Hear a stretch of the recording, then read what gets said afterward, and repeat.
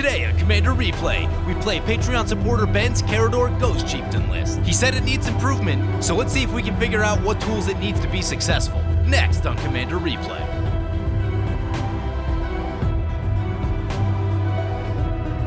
Hey guys, we have a new Patreon supporter, Sebastian Blackwell. Sebastian, you are awesome. If anyone wants to help support the channel or vote on which decks I play next, feel free to check out my Patreon, the link below. So the first game I filmed didn't do a great job at showing the problems of the deck, so I decided to film a second game, but I didn't want to waste the footage of the first game, and rather than make this video super long or waste the footage, I sped this first game up so that it'll fly through in about 60 seconds.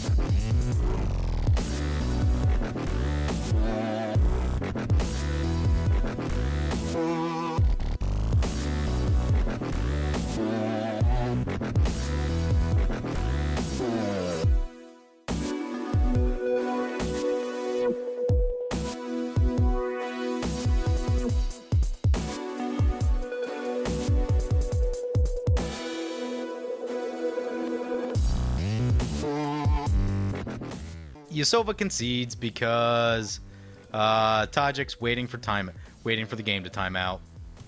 So we'll scoop it up right here. I think we got things pretty well in the bag. I didn't really see any issues with this go-around of the deck.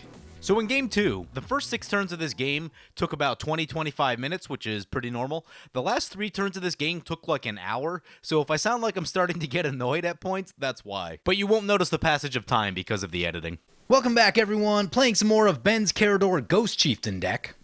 Still trying to figure out what this deck needs. As he mentioned to me, he said it was playing kind of slow. It takes the deck a while to get going. Last time I played it out, we had a fast start, and it seemed like things were really clicking on all cylinders. So we'll see what happens again today. Today we'll be facing off against Rhys the Redeemed, Karametra, God of Harvests, Isha Ojatai Dragon Speaker partnered with Thrasios Triton Hero, and we are playing Karador Ghost Chieftain out of the original Commander set, 5 black, white, green for a 3/4, costs 1 less for each creature card in your graveyard, and during each of your turns you may cast 1 creature card from your graveyard. So obviously our deck cares about filling up the graveyard, and we kind of want to build a toolbox of abilities, so we can pull out the creature that we need most when we need it, and take care of whatever problems may present themselves on the board. We do have some combo finishes to this deck. There is the Karmic Guide Revelark combo, which goes infinite with a sack outlet, and if you have something like a Blood Artist in play, you get infinite sack triggers, and that'll kill everyone at the table. There's some other combos that I'm less familiar with, one with Yosei and tapping things down. So Rhys the Redeemed coming out. That's the beauty of a 1-mana commander. So our turn 1, we draw a Wood Elves. That'll come in handy a couple turns from now. We'll start with the Dakmor Salvage since that comes down tapped, and we will pass the turn. Sylvan Library for the Rhys the Redeemed. So they'll be able to get some card draw going on their upkeep. Thrasios Triton Hero coming down. One thing, we have faced this opponent before. If you guys remember the Lyra Dawnbringer video, where it was the Bouncy House of Fun with all the mass bounce spells, that was the same partner opponent. I don't know if it's the same exact deck, but it might be. However, this deck is much more suited to deal with mass board wipes, since we'll be getting lots of value off all of our ETB creatures. But just something to keep in the back of our minds. We draw an Agent of Erebos, and we will play the Forest. Everything in our hand costs at least 3, so we'll pass the turn. So opponent's going to get a Sylvan Library trigger, deciding not to pay the life. That I feel like if you hit it on turn 2 and there's not anything really aggressive on the table, you should probably draw at least 1 with it, right? There's an Aura Shards. Interestingly, this deck doesn't get hit too badly by Aura Shards, which is not something that I can say about a lot of my decks. I know this keeps coming up every time I play a graveyard deck, but every time I see artifact enchantment removal like this, I'm used to just really getting blown out. Feels unusual when that doesn't happen. And that's going to be a Cultivate for the Karametra. I like this game already in that no one laid down any early mana rocks. Going to keep the game from getting out of hand too quickly. It's nothing like that feeling if someone lays down a bunch of rocks and it's like, it's turn 2 and I'm already very far behind. It's a bad feeling. Cultivate for the Thrasios opponent. We draw a Swamp. Swamps are good. So play the High Market. play the Wood Elves. We have 2 double whites in our hand, so we'll want to get something that makes white. I'm thinking let's get the Canopy Vista right here. We don't need an untapped land, so we're good on that front. Oracle of Moldiah coming down for the Rhys opponent, and that's going to trigger Aura Shards. Looks like no legal. Sylvan Library is the target, but that is a double check that. Aura Shards is a May ability, but you do have to choose a target. Dirt Cowl Worm, and for some reason my zoom has stopped working. Whenever an opponent +1 counter on Dirt Cowl Worm, that's going to get pretty big. So it's got a counter on it already. It's going to get more on our turn. There's an Entomb. Entomb is really helpful. So I think this turn, play the Swamp. The Worm will trigger. We could go... I feel like Rex Sage on Sylvan Library might be a good play. As much as I want to get that Buried Alive going, I think there's other things to focus on at the moment. So... Rex Sage, shoot the Sylvan Library. I'm leaving the Aura Oh, hey, the zoom started working again. I'm leaving the Aura Shards because we don't have a lot of artifact and enchantments, and it should actually make it pretty tough against our opponents. Especially, a lot of people like to play Karametra as an Enchantress deck, so by leaving that, I think that'll really kind of suppress what our opponents can do. Opponents discussing the old lands which they like. They said Invasion Mountain 345 and Odyssey Mountain 346 are the best. I'll have to go see if I can dig those up. There's a Selfless Spirit. Oh, Karametra says they're on Worm Tribal. Sweet. So, opponent caster commander, Karametra coming into play. We were discussing the finer points of Worm Tribal. Opponent going to use the Thrasios ability. Gets a land. More lands for that Dirt Cowl Worm. That thing is getting pretty big. So we're going to end step Entomb. Not really sure what the best target is in this deck, but we'll find something. Maybe we go Living Death? Yeah, I think I'm going to put Living Death in the graveyard. So that way it's there, and then we can Buried Alive for Eternal Witness. I like that plan. There's a Path to Exile. That'll probably come in handy at some point. Right here, let's play the Buried Alive. Unfortunately, we missed the land drop right there, which makes me not super happy, but... So Buried Alive is only creatures. I'm thinking we need Eternal Witness. Shieldred, usually a pretty good idea. And we'll get, we'll get Carrion Feeder as our sack outlet. Pass the turn. No real need to go attacking anywhere at the moment. We're just gonna keep these guys back and use them as blockers if we have to chump block something with them. The worm's still getting bigger. Here comes Lisalana Huntmaster. Whenever you cast an elf spell, you may create a 1/1 green elf warrior creature token. Yep, pretty good. Life's Legacy for the Karametra opponent, so they're going to draw some cards. That worm was pretty big. They're actually going to draw a lot. Whew, they go up to 13 cards. That is a lot of cards. There's a Harrow for the Karametra, Search for Tomorrow for the Karametra, and a Farseek. Partner opponent's going to use the Terrain Generator, then use the Thrasios. Yep, that's a lot of value. Shows a non-land. I feel like we need to Path to Exile this Oracle of Moldiah, because it doesn't look like anyone's really about to lay down any board wipes. And, I mean, if you just let an Oracle of Moldiah sit on the battlefield for many turns, especially with the Cultivate coming, that makes me pretty nervous. Then we know they'll have at least one land in hand with a chance to hit many land drops all at once. I know that's a pretty early use of Path to Exile, but Oracle of Moldiah can get really, really out of hand with the lands. On the other hand, Thrasios is already ramped up. Maybe we just need to hold on to it. Yeah, maybe we just need to hold it and kind of bite the bullet on it. But it was something that I was thinking about doing. There's a Disciple of Bolas. That's helpful. We only have one white mana source, which is not ideal. I was hoping to Karmic Guide this turn, but I think, yeah, it's got to be the Disciple of Bolas play so that we can draw some additional cards. So we're going to sacrifice the Reclamation Sage. We draw 2 cards. We hit a land. We hit a Sakura Tribe Elder. That's good news. So we can start ramping a little bit. Play the Sakura Tribe Elder. And now we're on par to hit Karmic Guide next turn, which I like. We could attack, but there's enough small stuff on board that leaving back small blockers seems like a pretty good plan. Yep, there's an Ancient Tomb for the Rhys opponent. So that's going to get them. A lot of advantage. Yep, plays the Ancient Tomb. Almost played the Cultivate first. That'd be a mistake. Showing Vorinclex on top of the deck. And that's why we held on to this Path to Exile. It might get shuffled away when if they play the Cultivate this turn, but if it doesn't, then we'll be really happy we had this Path of Exile. Can Eladamri's Call. Do they go for the Vorinclex on top of their deck? Because that'd be really funny. Nope, goes for the Elish Norn. All right. Should we turn off auto yields? Growing Rites of Itlamok on top of their deck. That's another pretty good one. Here comes Elish Norn. So sacrifice the Sakura Tribe Elder. Interestingly, there are no additional planes in the deck. So I'm thinking let's get we have We have 3 green sources. Let's get a swamp. Hellish Norn resolves. All of our stuff dies. Aura shards will trigger. Thrasios is sitting on a bunch of open mana. I can't imagine that they do nothing right here. I have to imagine that they have Cyclonic Rift, some type of removal, something going on. Opponent spreading around the damage. So we'll take a medium hit right here. We'll take a hit for 5. We go down to 37. Other opponents are at 28, 36, and 34. Engulfing Slagworm. Blocks or becomes blocked by a creature. Destroy that creature. You gain life equal to that creature's toughness. Sweet. And that'll trigger Karametra. So opponent's going to activate their Thrasios twice and just keep cranking away on those lands. Oh, I should have went for Revelark and the pile of stuff that we buried alive for. Oops. Graveyard decks. Still getting the hang of these things. There's an Isolated Chapel, so we'll play the Isolated Chapel. Since no one seems to be casting any removal, I'm just going to go ahead and try... I'm going to try the Karmic Guide, getting the Shieldred. We'll see if that untaps. I mean, this will probably start forcing people into thinking about some board wipes. So, Karmic Guide dies to state-based effects. We will get the Shieldred. And Shieldred comes in as a 4/4. And we'll pass like that. Yeah, if I had gone Revelark, Blood Artist, Sack Outlet, we could have actually just won the game right there. Whoops. Shieldred will trigger. Opponent sacrifices their commander to the Shieldred trigger. Now showing a Crater Hoof on top of their library. Wonderful. And there's an Avacyn. So that's why we've been holding up this path to exile. Aura Shards will trigger. No targets. Opponent's going to send the Selfless Spirit at us. Going to send the Lysalana Huntmaster at us. The Hellish Norn at us. Oh boy. Well, step 1 is going to be to path this Avacyn. So Avacyn down. I think opponent failed to find. Yeah, I don't think they searched their library. Maybe they declined the ability. It is a May, right? Yeah, it's a May. I think they declined the ability. How about that? So we'll take the damage. It's going to be a sizable hit. Talking, was that 12? 12 damage? Yeah. Down to 24. Nope, 13 actually. So Shieldred will force the Karametra opponent to sacrifice. So more Thrasios action.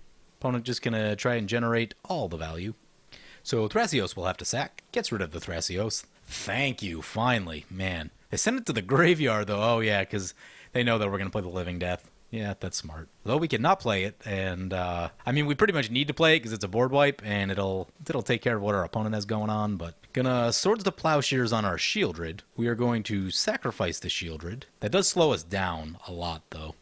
Opponent discards to hand size. Weird. They could have just discards an Azusa and a Stormseeker. Weird. That Animate Dead is really helpful. How much mana do we have? 3, 4, 5, 6, 7, 8. So we could go Animate Dead, get back Living Death, play the Living Death. That seems like a pretty good place to be. Wish we had a way to discard this Agent of Erebos. Would love to exile some stuff first. Opponent's a Stormseeker. I didn't even know they put that card on Moto. Yeah, it's true. I used to play that card way back in the day. So I think it's got to be Animate Dead on the Eternal Witness. So Animate Dead comes in. That's going to trigger. So Eternal Witness comes in and then immediately dies to state-based effects. Get the Living Death. So we get the Living Death back. Cast the Living Death. And we get a whole bunch of triggers. Rhys just scoops it up. Nice. Okay, so we need to figure out where to... Eternal Witness. Let's get back Living Death. Actually, I'm going to go for Buried Alive, actually. Because that can get us into the combo finish. Karmic Guide has no legal targets. Wood Elves, Reclamation Sage can go after no legal targets. Just shoot the Karametra. Disciple of Bolus will sacrifice the Eternal Witness. So sacrifice the Eternal Witness. We draw 2 cards. There's an Hellish Norn of our own and an Acidic Slime. Ooh, we can get an untapped land. Don't know that does a lot, but we'll go for a Temple Garden. Doesn't look like any reason to bring it back untapped, so we'll not pay the life. And Eternal Witness getting back Buried Alive. Yeah, and then we'll pass the turn. Opponent's going to crack a Blighted Woodland. Nice. Opponent's going to play the Panglacial Worm because they were searching their library. Sweet. I love that card. Such a fun card. They don't make cards like that anymore. So opponent's got a couple worms. They got, some sizable attacking power. 2 of them have summoning sickness, but still, that's a bit of a wall to get through. And then there's the fact that the partner opponent has 7 cards in hand and a lot of lands. Hasn't really played anything this game. They've committed almost nothing to the board. Opponent sacrifices 1 of their worms, and Karametra is no longer a creature as a result. To the Shieldred. Deathcoil Worm.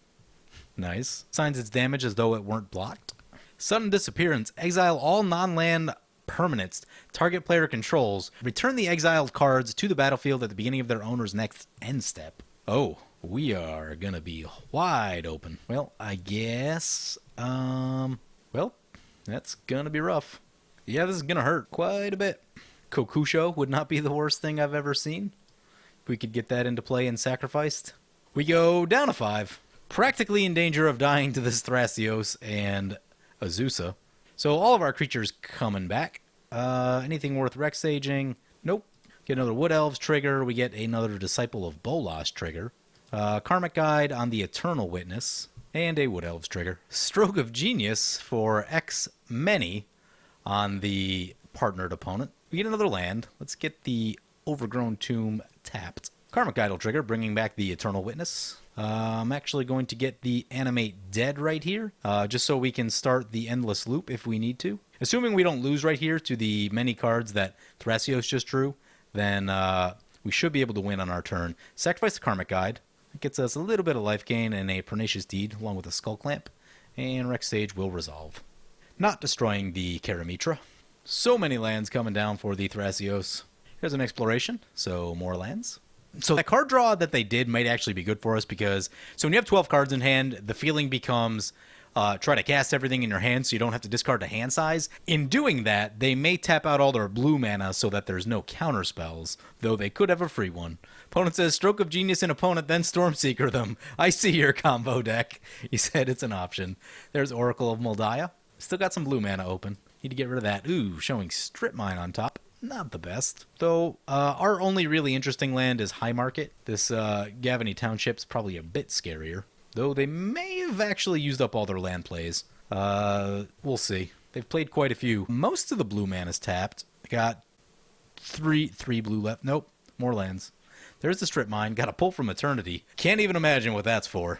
It's going to bring it back to our turn. Opponent doesn't have... They have enough for probably one counter. 2 if they have a negate. Shieldred will trigger. Only legal target is the Karmic Guide. Ooh, that's an Altar of Dementia. So let's try this Buried Alive. Need a 3, 1, 2, 3, 4, 5, 6, 7. So Buried Alive. All right, let's look for our combo finishes. Iona would be funny. Definitely Revelark. Ooh, there doesn't appear to be a Blood Artist type of effect in this deck. What else can we do? I'm sure we could do some stuff with Machias. And we're going to get this Kami of the False Hope just so we don't lose to something on accident. Yeah, okay, so I think this deck needs a Blood Artist or Falcon Wrath Noble. Question is now, do we just play Norn and start attacking things? Or we don't have like a lot of defense. The Kami's in our graveyard. Yeah, let's play Revelark right here. We can gain infinite life and draw our deck, I believe. Start sacrificing stuff. Sacrifice Karmic Guide. Opponent's going to shoot our High Market.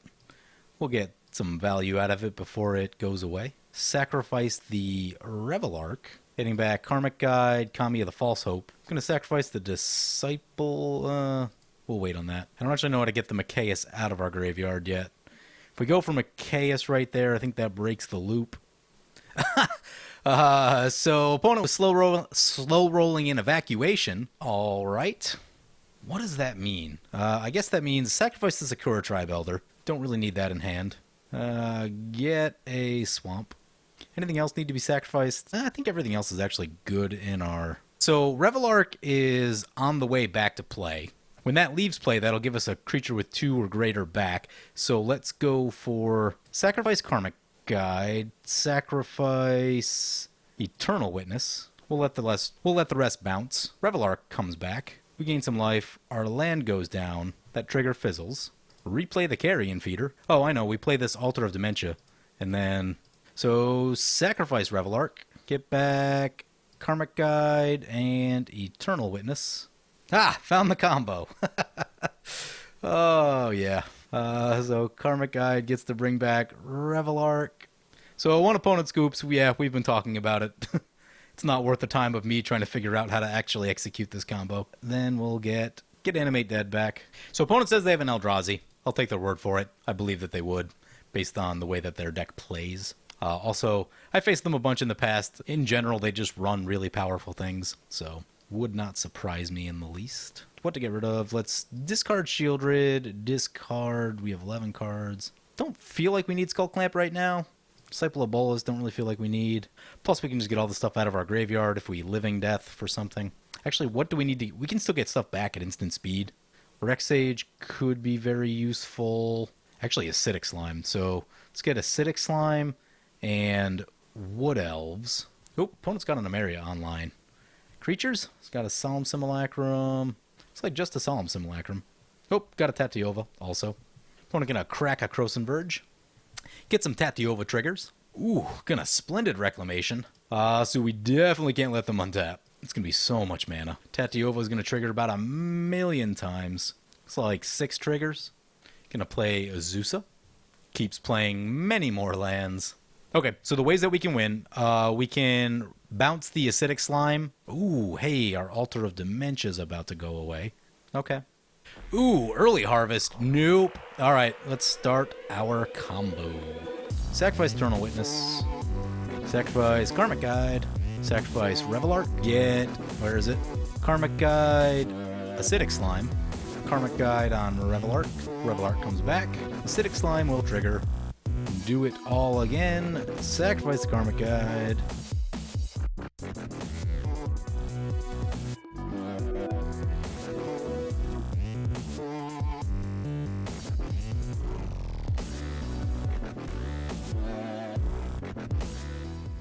Oops, let opponent untap.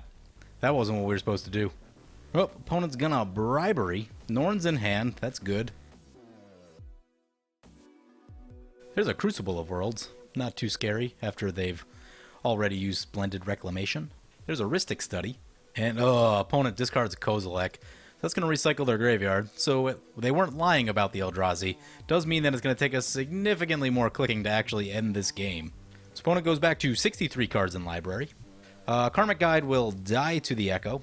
We draw a Grizzly Salvage. Play Altar of Dementia. Not going to pay for the Rhystic Study. So start using the Altar of Dementia. Sacrifice Revelark. Get Karmic Guide. Acidic Slime. So go on the mill plan. Play our Agent of Erebos. Exile their graveyard.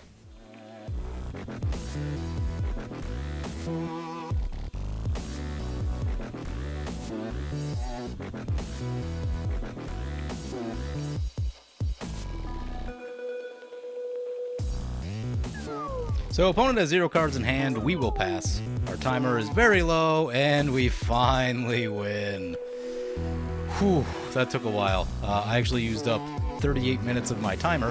Tried to convince opponent we had the infinite combo, and they would not just accept that and let us move on with our lives. A little bit annoying. But anyway, so after playing this deck, I do see what he means. This deck is a little bit slow to get going. There aren't really bad cards in here. The only thing, I think I would add 1 Blood Artist. It's another option to go to for the combo. I would probably add Mesmeric Orb to mill a little bit faster, and I would add probably maybe two Dredge cards with Life from the Loam and either the Grave Troll or the Stinkweed Imp. And also Stitcher Supplier is a pretty cool card. That can help fill the graveyard up pretty quickly, so that's another one to take a look at. The real question will be what to take out, because there really aren't bad cards in this deck. So that'll be the biggest question. I'm going to have to work through that one still. Anyway, hope you guys enjoyed the video. As always, feel free to comment, like, or subscribe. Thank you for watching.